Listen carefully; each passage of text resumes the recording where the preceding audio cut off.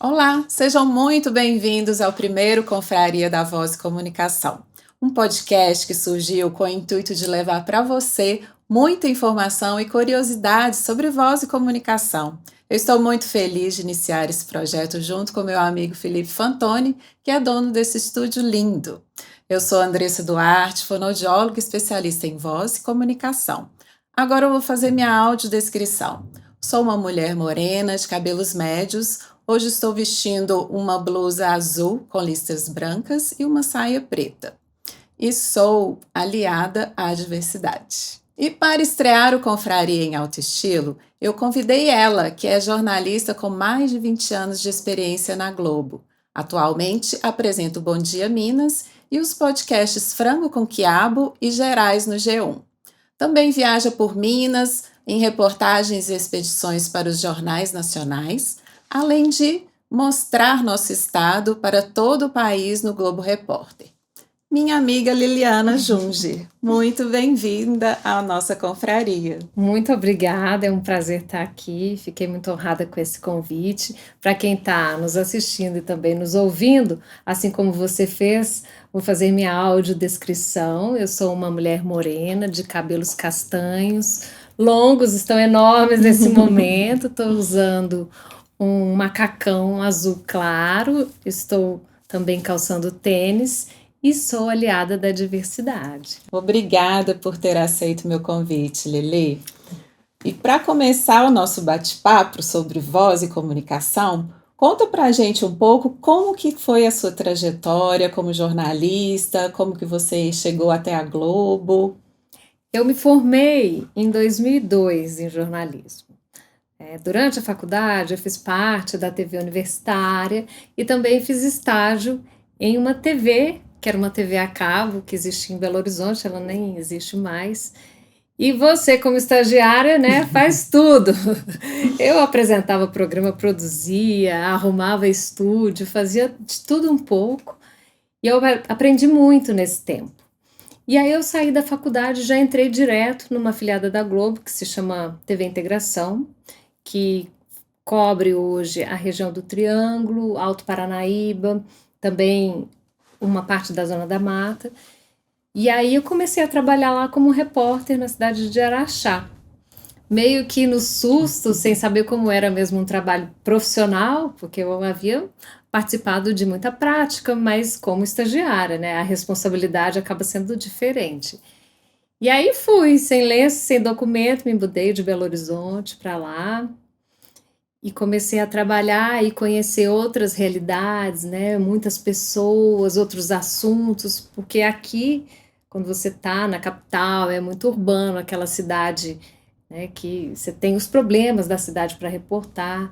Quando você vai para uma cidade menor, você tem que cobrir várias outras cidades. Questões que eu não tinha nenhum domínio, reportagens relacionadas à agricultura, pecuária, né? Coisas que estão ligadas ali àquele estilo de vida. E foi assim, de lá eu fui para Divinópolis, onde eu atuei como apresentadora do MGTV e também repórter. Comecei a minha vida de repórter para os jornais nacionais em Divinópolis, que eu comecei a fazer a reportagem para o Jornal Nacional. Depois ainda passei por Uberlândia como apresentadora do MGTV segunda edição. E aí, em 2007, eu voltei para Belo Horizonte como repórter da Globo e há 5 anos eu faço o Bom Dia Minas todos os dias às 6 da manhã. Dou bom dia para o pessoal de casa.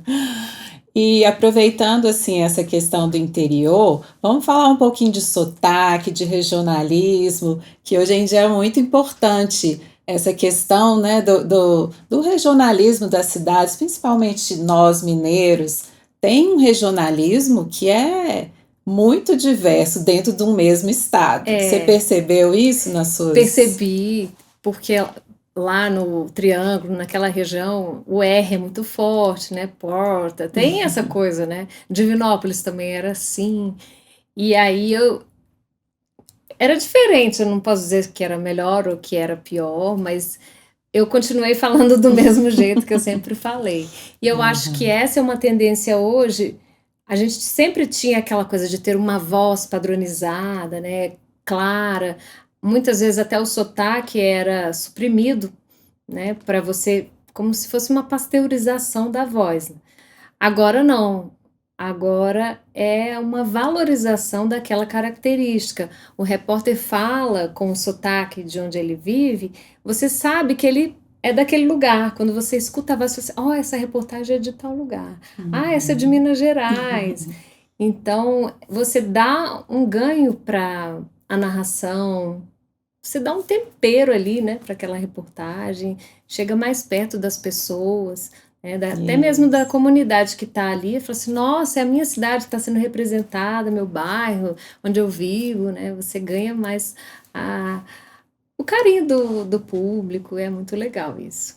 E acaba aproximando realmente, porque você está entrando na casa das pessoas pela televisão e elas se sentem mais acolhidas Com certeza. quando ouvem o sotaque.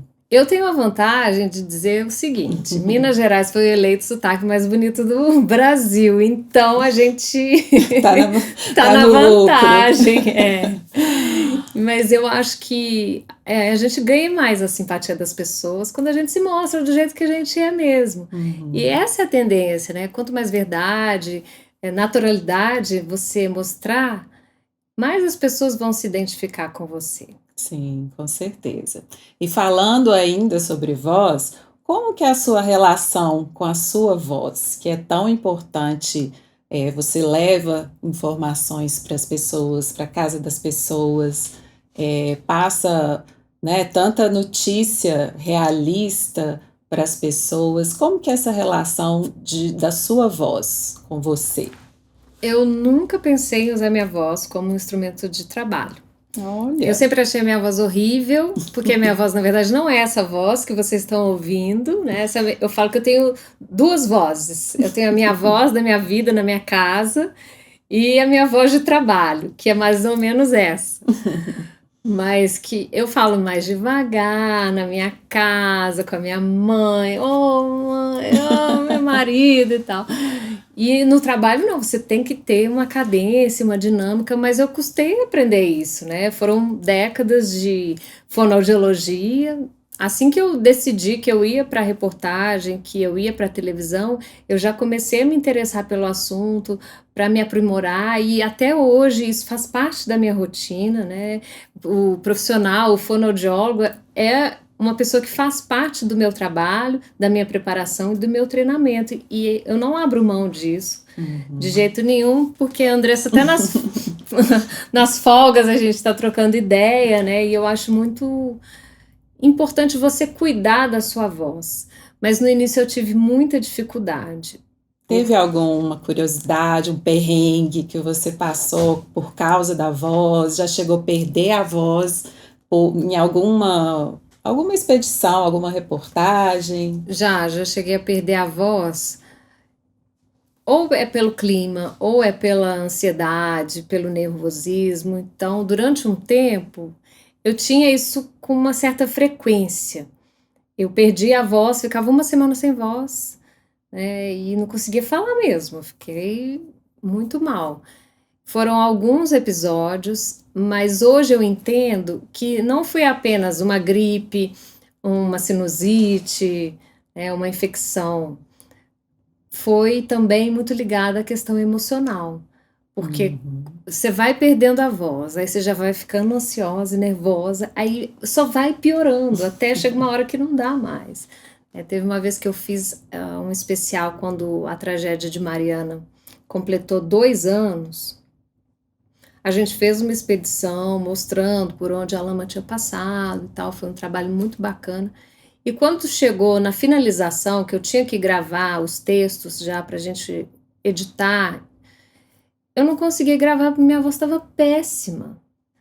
Porque eu estava naquela ansiedade, naquele desespero de ter que terminar, e era o prazo, e a gente ainda tinha gravação para fazer.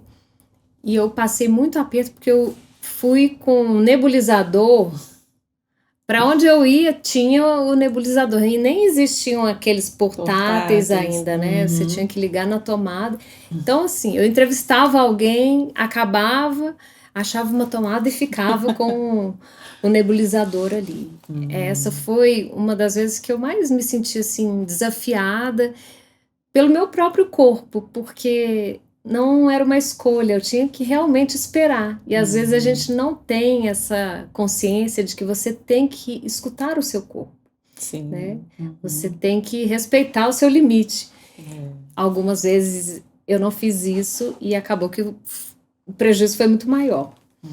Mas esse eu acho que foi um dos piores casos, de eu ter que levar o nebulizador para tudo quanto é lado. Gente, sabe, mas hoje em dia ela cuida bastante da Eu voz. cuido. Aquece, desaquece. Agora eu incorporei até aqueles massageadores, né, que é elétricos mesmo, no meu aquecimento diário, principalmente aqui na garganta, que eu acho que faz muita diferença, mas tem o aquecimento... tem tudo aquilo, mas eu não tomo, por exemplo, líquido gelado. Pode falar o que quiser, que pode, que não pode, para mim não funciona. Né? Eu sei que se eu tomar muito sorvete, se eu conversar muito, você vai numa festa, por exemplo. Então eu tenho que, até nisso eu tenho que pensar.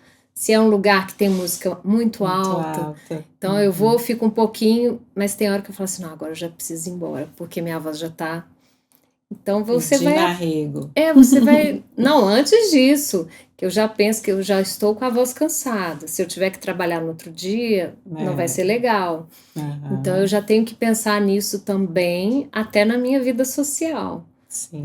Mesmo porque essa voz que eu uso para o trabalho, né, essa minha voz da televisão, acaba que me gera um pouco de estresse, porque eu tenho... E um esforço maior. E eu tenho que, de certa forma, me conscientizar e formatar aquela voz para aquele trabalho.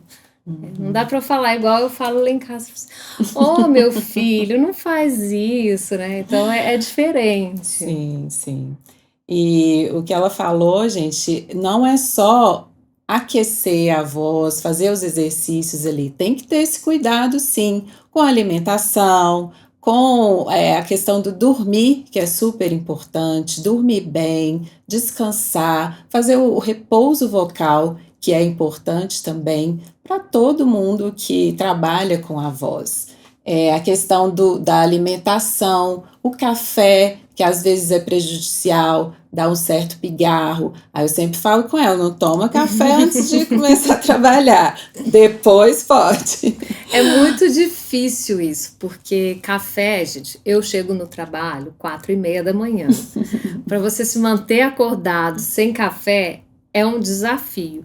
Aí eu já criei uma estratégia agora para isso, né? Eu tomo café um pouco antes, assim, 1 hora antes, mais ou menos, de começar o jornal. Como e tudo. Escovo muitos dentes, assim, antes para diminuir um pouco o pigarro. Não tomo leite antes. Eu diminui muito o consumo de leite, até no meu dia a dia, porque de certa forma dá muito pigarro, né? E tem alguns alimentos...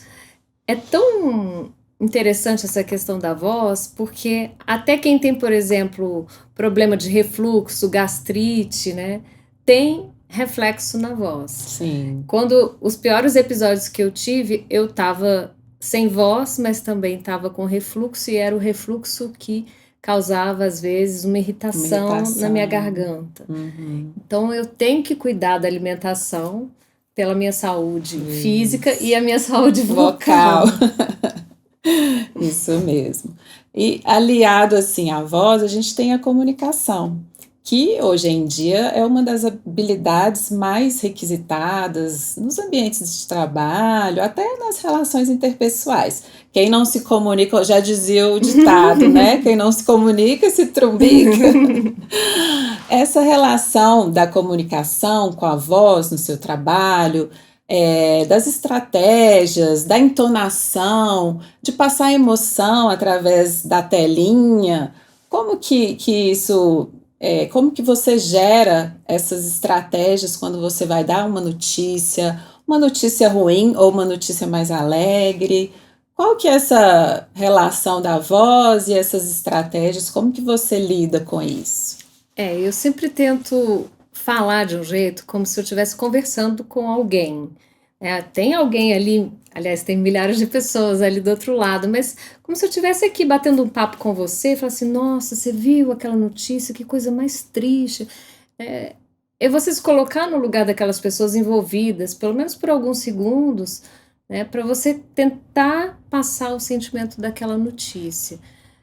E é muito interessante porque do início, quando eu comecei, era assim, você não podia falar nada, aquela coisa no mesmo tom, né? E Tudo mais neutro. Muito sério, né? Você não podia se expressar muito.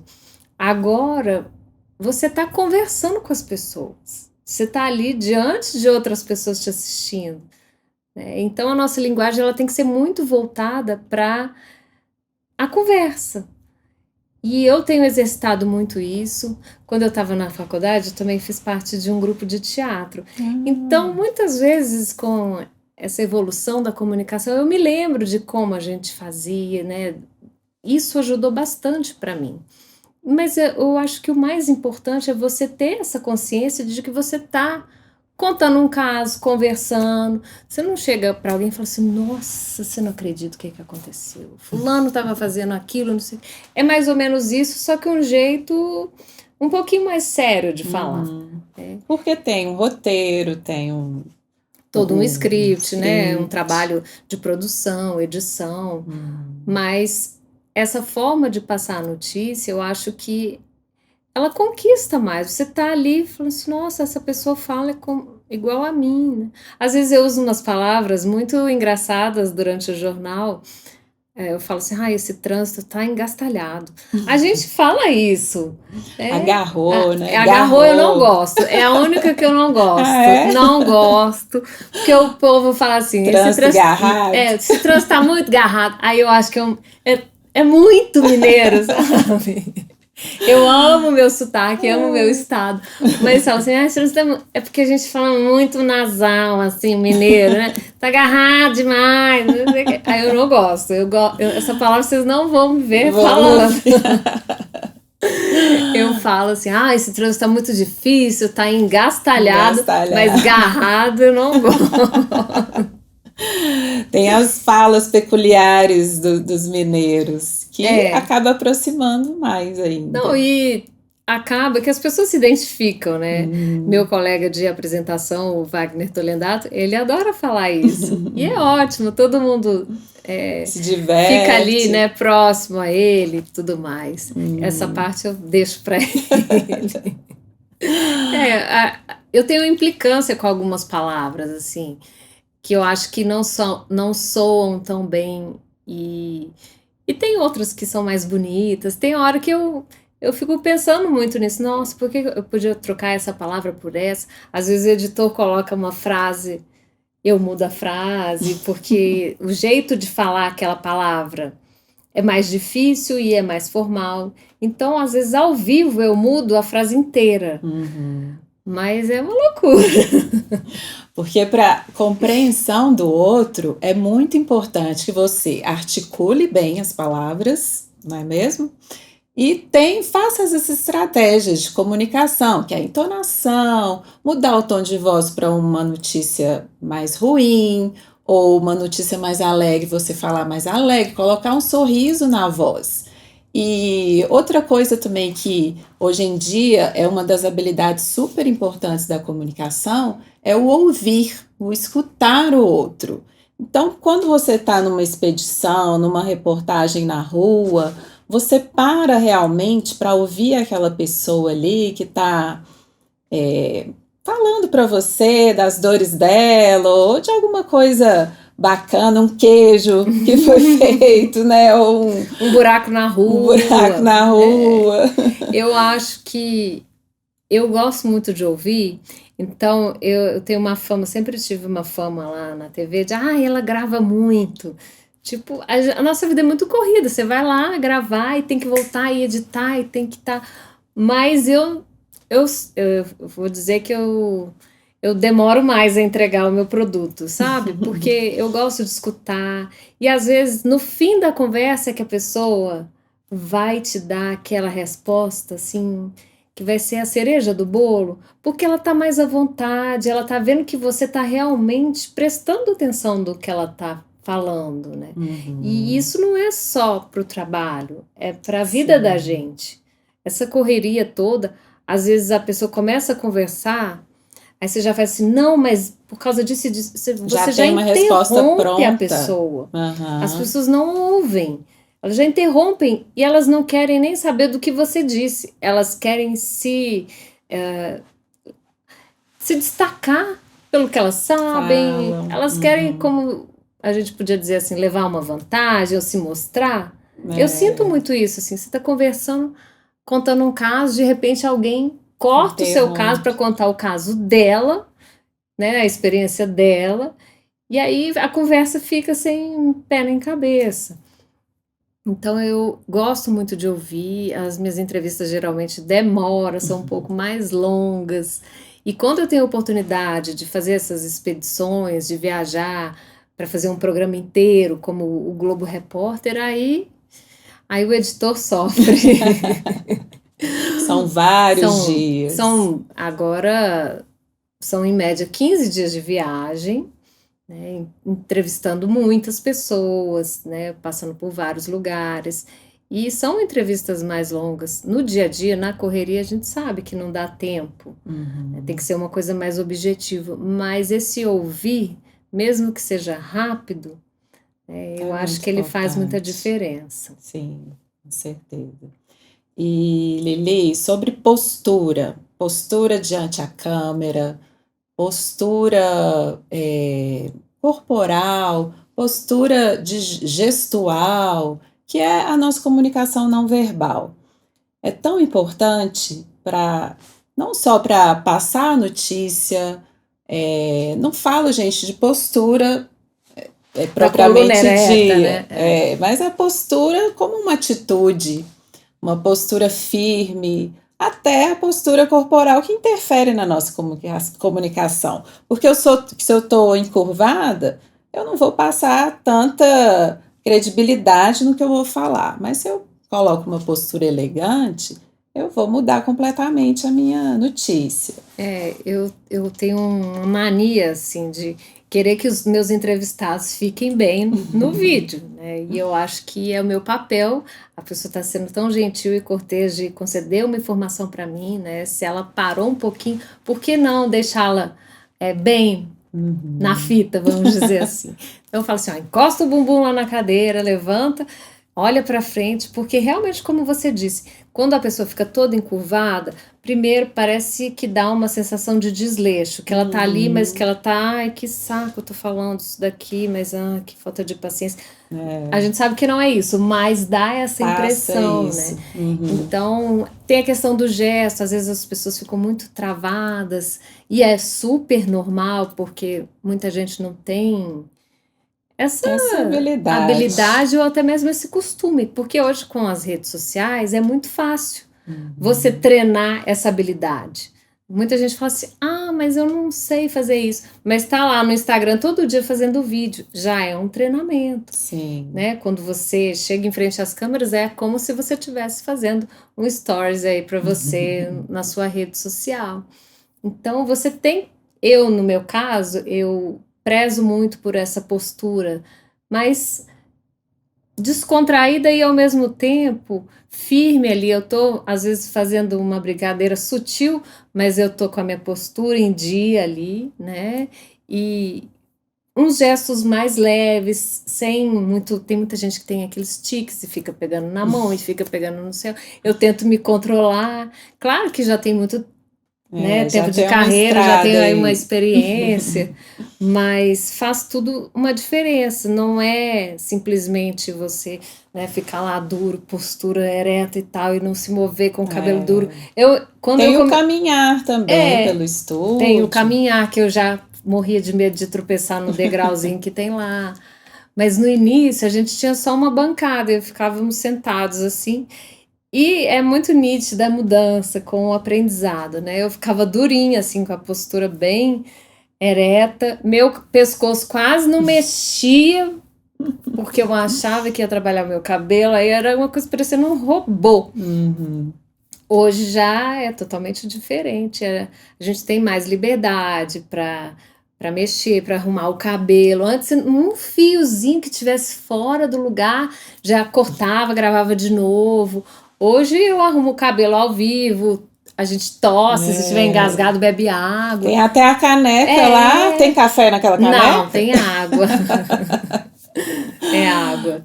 Mas Uhum, a gente tem hoje essa liberdade de ser como as pessoas são. E eu acho que uhum, é isso que a gente quer passar. Estamos sim. ali como mensageiros daquela notícia, mas somos como todos, né? Uhum, ótimo. Lili, deixa uma mensagem para gente, uma mensagem para algum jornalista que está começando agora, ou as pessoas que querem iniciar vídeos, né, nas redes sociais. O que que elas precisam ter, o que elas precisam saber? É, assim como eu, né, que não acreditava na minha própria voz, tudo dá para transformar, dá para melhorar, dá para acontecer. Então, se você tem essa vontade, se porventura alguém te disse, ah, você não serve para isso, não acredite nessa pessoa, né? Siga o seu caminho, procure profissionais, conversar com essas pessoas. Se você não tem uma referência, procure essas referências. Hoje a internet está aí, né? As redes Sim, sociais. Assista os jornais, assista os vídeos que são feitos nas redes sociais, na internet, que isso já é muita inspiração, influência para quem está começando, né? E aí vocês sim. vão pegando o jeito, e vai, eu quero um pouquinho dessa pessoa, outro dessa, e treinar. Só faz Treinar bem quem muito. faz muito. E Sim. mesmo que você não queira aparecer nesse momento, grava e guarda no seu celular para você. Ah, não tá legal, vou fazer de novo. Quantas vezes eu repeti, né, as gravações? Já houve vezes de repetir mais de 20 vezes a mesma Uau. coisa, né? Ah, porque não foi bom. Ah, porque eu errei. Ah, porque essa entonação não ficou boa. A gente muitas vezes não faz o negócio de primeira, né? É, não Então é é isso, fácil. é o treinamento. Se você quer investir nisso, você tem que procurar se capacitar, né? Profissionais, e não é só você saber falar, você tem que ter conteúdo, você tem que saber do que você está falando, né? Ler Ler bastante. bastante, saber das notícias, entender o local onde você vive, sua comunidade. E uma coisa bem interessante que eu vejo hoje que tem conquistado muitas pessoas e a audiência é a setorização. Se você Uhum. tem vontade de ser jornalista, por exemplo, você mora no seu bairro e sabe tudo do seu bairro, por que você não faz uma página para falar do que está acontecendo, das notícias aí do entorno, né? Já é uma forma de você praticar, né? E ver como é que vão ser as Exatamente. coisas. Vai lá na esquina, ah, aconteceu alguma coisa, vai lá, pergunta, vê o que está rolando, vai, bota na sua rede social, já vai Ótimas fazendo esse dicas. treinamento. Muito bom. Querida, muito Ah, eu obrigada. que te agradeço, foi um prazer, Muito viu? obrigada mesmo, viu? E seja sempre bem-vinda aqui no Ótimo, espero Confraria. voltar outras vezes. Tá bom, Obrigada, um obrigada. beijo. Gente, muito obrigada. Eu espero que vocês tenham gostado desse primeiro episódio e vem muito mais por aí no Confraria da Voz e Comunicação. Um beijo.